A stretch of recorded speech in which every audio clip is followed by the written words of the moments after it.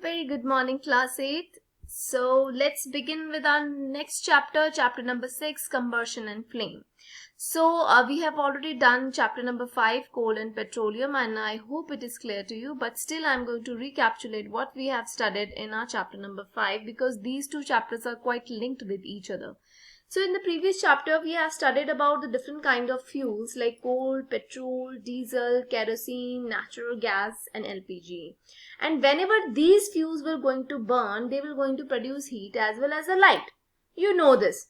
We use different kinds of fuels for various home purposes. In the industries, it has been used. For running the automobiles, we use fuels. So we use coal, kerosene and LPG as fuels at our homes. We use coal, kerosene, LPG at our homes, and coal, coke and CNG used in industries that you know. So petrol, diesel and CNG are also used for running the automobiles. Some substances like candle would burn with the flame, whereas some substances like coal do not burn with the flame.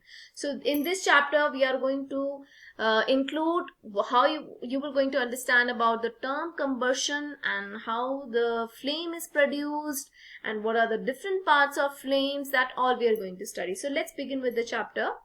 So what is combustion? Combustion क्या है? The chemical process in which substance reacts with oxygen to produce heat is called a combustion. एक ऐसा process जिसमें कि कोई भी substance oxygen की presence में जल रहा है और वो क्या produce कर रहा है? Heat produce कर रहा है, उसको हम combustion कहते हैं. ठीक है? So the substances which undergoes combustion, जब भी कोई आग जलती है, कोई भी substance जब आग कंबशन शो कर रहा है तो उसको हम कंबस्टिबल सब्सटेंसेस कहते हैं. It is also called as a fuel. कोई भी कंबस्टिबल सब्सटेंस है उसको दूसरा नाम फ्यूल दिया गया है. So combustible substance, I hope आपको डेफिनेशन बता देती हूँ मैं कंबस्टिबल सब्सटेंसेस की. Substances that burn easily in air और oxygen to produce heat and light are called combustible substances. And on the other hand if I talk about non combustible substances, तो वो कैसे substance है जो undergo नहीं करते हैं कंबशन प्रोसेस और do not burn in the presence of air, that are called combustible substances. If I give you an example, then just see like combustible substances. If I talk about cloth is there, wooden stick, dry leaves, paper, etc. All these burn readily in the presence of air, isn't it? And if I talk about non-combustible substances, जिनको air देने के बावजूद भी वो नहीं जलते हैं, तो वो फॉर एग्जाम्पल इनका आयरन नेल हो गया, आपका glass piece, stone piece, okay, steel spoon, all these are non-combustible substances. So materials like petrol, LPG, wax, cloth, coal, charcoal, natural gas, kerosene, diesel and wood, all these are combustible substances. Alright? So I hope it is clear to you. Now for combustion को भी जब भी आग जलती है बेटा, उसके लिए भी कोई कंडीशंस नेसेसरी होती हैं. ठीक है?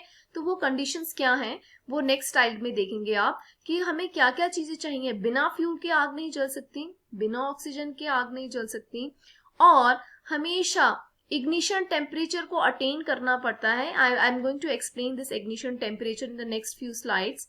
So don't worry about the ignition temperature. We have to attain the proper ignition temperature. It is a minimum temperature whenever substance attains before burning. Alright. So ignition temperature को attain करना ही पड़ता है किसी भी substance को, तब जाके इसमें आग जलती है. So a substance will not burn without one or more of this condition. In conditions के बिना वो substance है, it will not going to burn properly. Okay. It will not going to show you the process of the combustion. Alright. So the combustible substances, जैसे मैंने आपको clear किया, तो उसमें आप देख सकते हैं मैंने कौन कौन से एग्जांपल्स जो मैंने आपको अभी बताए, वो सारे एग्जांपल कंबस्टिबल सब्सटेंसेस हैं. और कंबस्टिबल सब्सटेंसेस को बेटा हम फ्यूल भी कहते हैं. ठीक है? उसका दूसरा नाम क्या है? फ्यूल. जो भी सब्सटेंस कंबशन शो कर रहा है या वो आपको बर्निंग प्रोसेस शो कर रहा है, तो उसको हम कंबस्टिबल सब्सटेंस कहते हैं और उनको दूसरा नाम दिया गया है फ्यूल. तो फ्यूल एग्जिस्ट करता है 3 स्टेट्स में, एक सॉलिड स्टेट, एक लिक्विड स्टेट और एक गैस स्टेट में. ठीक है? और सॉलिड फ्यूल्स का अगर मैं बात करूं तो सॉलिड फ्यूल्स क्या है, आप इधर एग्जांपल देख सकते हैं, वुड है, काउ डंग केक्स हैं, चारकोल है, कोल है. So all these are the examples of solid fuels. Liquid fuels you can see kerosene, diesel, petrol, ethanol, hydrogen gases are there. Yeah, hydrogen fuel is there as in liquid fuels, isn't it?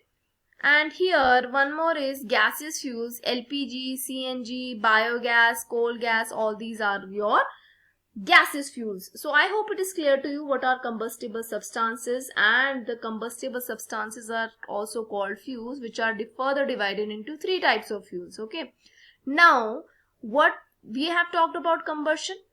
Combustion की definition आपको clear हो गई है. अब हम करेंगे types of combustion. There are three types of combustion: rapid combustion, spontaneous combustion, and explosion. Rapid combustion is a type of a combustibles combustion when a combustible substance burns at a rapid rate, producing a very large amount of heat and light in a short period of time. It is called a rapid combustion. For example, cooking gas, LPG, जो आपके घर में सिलेंडरों में है, ठीक है, starts burning immediately when a burning matchstick is brought near it. It produces heat and light, that you know. Burning of wax candle is also an example of a rapid combustion. इसको हमेशा एक external appliance की जरूरत होती है जलने के लिए. जैसे आपने मैचस्टिक यूज किया गैस चूल्हे को जलाने के लिए, एलपीजी को जलाने के लिए आपने लाइटर को यूज किया. सो रैपिड कंबर्शन में आपके एग्जांपल्स आई होप आपको क्लियर हो गएंगे. ऐसे कंबर्शन जिसमें कि कोई भी सब्सटेंस जलता है रैपिडली और वो क्या प्रोड्यूस कर रहा है, heat and light. Next type of combustion is spontaneous combustion. When a combustible substance burn on its own, खुद ही जलता है वो, without the help of any external heat. इसको कोई भी external heat की जरूरत नहीं होती है, external appliance की जरूरत नहीं होता है, external application की कोई जरूरत नहीं होती है जलने के लिए. जैसे burning of white phosphorus, fire in a coal mine and a forest fire are example of spontaneous combustion. जो कि प्रॉपर, जैसे फॉर एग्जाम्पल फॉस्फोरस की बात की है, जो रूम टेम्परेचर में आते ही वो जलना शुरू हो जाते हैं. ठीक है, सो स्पॉन्टेनियस कंबर्शन ऐसे कंबर्शन हैं, ऐसे सब्सटेंसेस कंबर्शन अंडरगो करते हैं जो हीट एंड लाइट तो प्रोड्यूस करते हैं but they burn on their own, on its own, without the help of any external application. Is that clear? So one of the example I have told you, that is white phosphorus I have told you, and few examples are fire in coal mines and forest fires. So these are the examples of your spontaneous combustion. If I talk about the third type, that is explosion. So combustion reaction that occurs suddenly with the evolution of a large amount of gases, heat, light and sound. Now if I talk about sound, आपको समझ में आ रहा होगा कि explosion की बात अगर miss कर रही हैं तो वो क्या कर रही होंगी. yes, you are correct. I am thinking about firecrackers. So whenever we light firecrackers, explosion occurs with the evolution of heat, light and sound. So आप जब भी क्रैकर्स क्या होते हैं, पटाखे, दिवालियों में आप काफी पटाखे जलाते हैं, है ना, जो एयर पोल्यूशन कॉज करते हैं. आजकल तो गवर्नमेंट ने इसको कम से कम इस्तेमाल करने की बात की है ना. तो एक्सप्लोजन ये इसका किसका एग्जाम्पल है, एक्सप्लोजन कंबर्शन का एग्जाम्पल है, जो थर्ड टाइप है किसका, कंबर्शन का. और ये जब भी जलती है तो वो गैस भी प्रोड्यूस करती है. पटाखे जब भी जलते हैं आपको स्मेल आती है ना बारूद की, हीट की स्मेल हीट प्रोड्यूस होता है, लाइट प्रोड्यूस होता है, साउंड आवाज आती है, तो उसका नाम ही क्या है, explosion. Is that clear to you? So these are the rapid combustion. आपको इस चार्ट में भी क्लियर हो जाएगा. जैसे बेटा मैंने यहाँ पे coal dust and coal mines की बात की थी, यहाँ पे आप पिक्चर देख सकते हैं. फॉरेस्ट फायर की बात की थी, यहाँ देख सकते हैं. रैपिड कंबर्शन में एलपीजी जो आपके घर में चूल्हा जलता है इसकी बात की है. यहाँ पर आप देख सकते हैं fire crackers, which will, I hope this is clear to you in a very well manner. Alright, so let's start the difference between rapid and spontaneous combustion. मैं आपको इसमें से difference, because there is a confusion, बच्चे confuse हो जाते हैं कि rapid combustion क्या है और spontaneous combustion क्या है. तो आप इसमें difference अभी देख लीजिए. rapid combustion में it is to be initiated once. initiated once का मतलब है कि उसको start करना पड़ेगा कोई external चीज से, जबकि spontaneous में जरूरत ही नहीं है, वो खुद ही चलना शुरू हो जाएगा. external heat is required to start it once. External heat, जैसे आपने कभी लाइटर को जलाया होगा तो उसमें देखा होगा हल्की सी चिंगारी निकलती है, एक हीट प्रोड्यूस होता है, किसको स्टार्ट करने के लिए, एलपीजी को स्टार्ट करने के लिए। जबकि स्पॉन्टेनियस कंबर्शन में कोई भी एक्सटर्नल हीट की जरूरत नहीं होती है ना। और रैपिड कंबर्शन में large amount of heat produce होता है, लाइट प्रोड्यूस होता है, evolved in a short period of time. यहाँ पर small amount of heat produce होती है और लाइट इज इवॉल्व्ड। लाइट तो प्रोड्यूस होगी बट इसमें small amount of heat produce होगी। तो यहाँ पे आप एग्जांपल देख सकते हैं, मैं आपको बता चुकी हूँ example, burning of white phosphorus on its own when kept exposed in air for some time, whereas the rapid इसका एग्जांपल ये है। बेटा आप इसको कॉपी में भी लिख सकते हैं, ठीक है, आप इसको कॉपी में नोट डाउन कर लीजिए आपकी फेयर नोटबुक में। हाँ, अब हम बात करते हैं इग्निशन टेम्परेचर। बेटा मैंने आपको कंडीशंस जब समझाई थी, condition necessary for ignition combustion, उसमें हमने थर्ड पार्ट किया था attainment of ignition temperature for the combustible substances which is been very important. So combustion ignition temperature है क्या? जैसे अगर मैं बात करूं, wood and coal are fuels but they do not start burning on their own, that we already know. They burn when they are heated with the flame of a candle or a Bunsen burner to a certain minimum temperature. So what is the ignition temperature? It is a minimum temperature at which a substance catches fire and burns is called the ignition temperature. Different substances have different ignition temperature that we know. For example, the ignition temperature of kerosene is less because जैसे आप आग उसमें जलाना शुरू करेंगे वो तुरंत ही जलना शुरू हो जाएगी, बट वुड को थोड़ा टाइम लगेगा, वुड को टाइम लगेगा ना। अगर आप माचिस से केरोसिन जलाएंगे और माचिस से ही आप मैस्टिक से ही अगर आप वुड जलाएंगे तो कौन सबसे जल्दी जलेगा? केरोसिन जलेगा ना। तो किसका इग्निशन टेम्परेचर कम हुआ?